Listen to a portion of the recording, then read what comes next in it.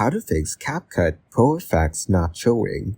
Hey guys, in this video, we will see how to fix CapCut Pro effects not showing.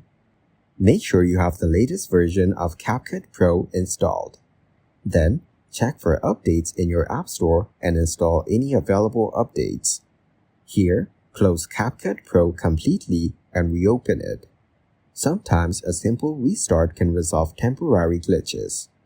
Now, go to your device's settings, find CapCut Pro, and clear its cache. This can help if corrupted data is causing the issue. Ensure that CapCut Pro has the necessary permissions to access your device's storage and other features. Next, uninstall CapCut Pro and then reinstall it. This can fix issues caused by corrupted app files.